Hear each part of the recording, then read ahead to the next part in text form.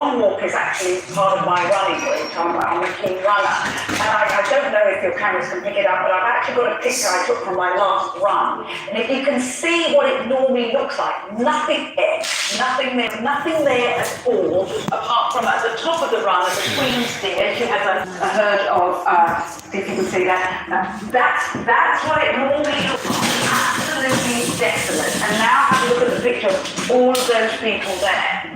Normally at the top of the walk you just have the queen's deer, as I said, with the red deer and what have you. It's just the most gorgeous countryside. So to see this many people this close, I mean, I just can't wrap my head around it. It really, I'm shocked but not surprised. It's growing. I think the feeling for the Queen, royalty. I'm sure if you did any surveys now, there's been an absolute surge of people who are newly interested in the monarchy. As we look at the members of the military here with their heads bowed, but we have also noticed that there are some with their backs. I would imagine that's for security because they need to keep watch to make sure that people are doing what they do. And it's also, I'm sure, a sign of respect as well for the Queen. But this is what I want to talk about, Sally. The folks who are going to be at this, shall we say, more intimate ceremony that they're having, the royal family is going to gather with the congregation made up of members of the royal household, past and present, as well as the personal staff who have worked on these private estates. This is a more intimate affair, people who are closer to the royal family. Yeah, I mean, it's from the highest ranks of the private secretaries to the equerries, to the people who work on her various estates, Sandringham, Windsor, Balmoral, people who work in Buckingham Palace. And it is the household who work for her, knew her very well. And she knew all the people, she knew their ups and downs. I remember a Scottish clergyman once told me about walking around Balmoral with her, and she looked over and she said, see that man over there, one of the people who works for me, his wife left him and now he has a new girlfriend. But she kept in touch with all the people who worked for her, and they had such affection for her. Many of them worked for very, very many years. You see people like Angela Kelly, her dresser, who was the daughter of a worker in Liverpool, a dock worker. These are people that she made no distinction between the Duchess of Devonshire and the daughter of a dock worker. This is an honor for them. It is an honor for them, and they are honoring her, and they feel it is, well, not only their duty but their wish to give her the ultimate mark of respect. But everyone, obviously, the people in the cortege or the procession, there are people she knows and people she knew and were close to.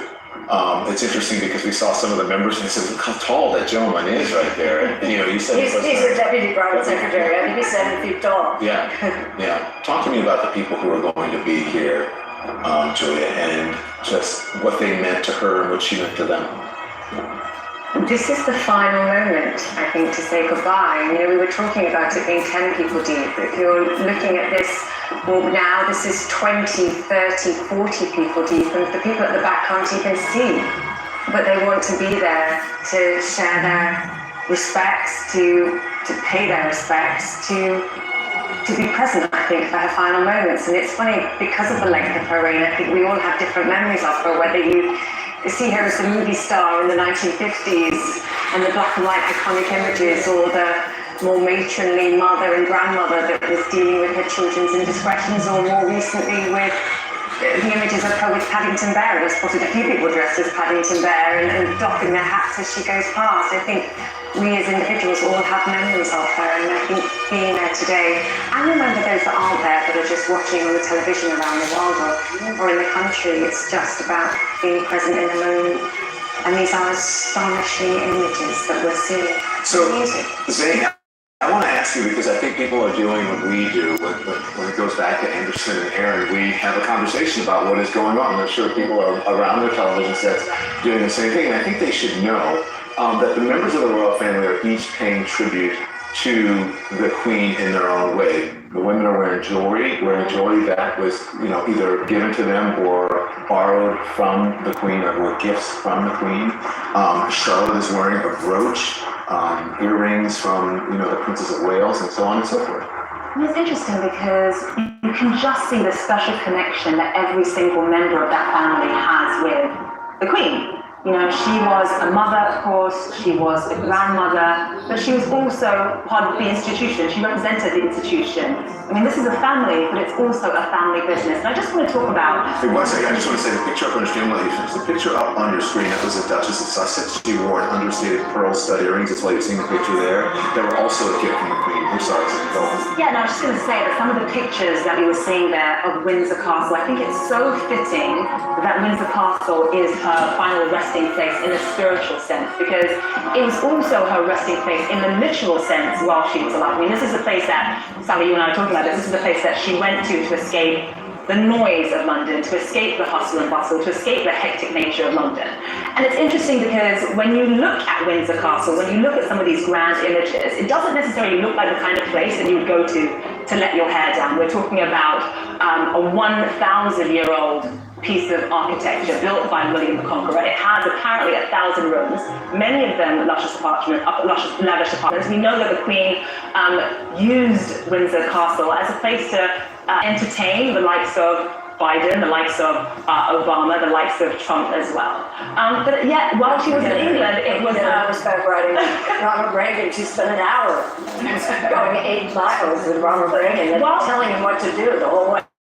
Goes here to give later. It's cozier. Windsor actually, we were talking about Buckingham Palace versus the Buckingham Palace rooms are massive, but Windsor, the rooms are much more intimate, they're cozier. The Capitol, St George's Chapel, we used to have it's smaller and cozier.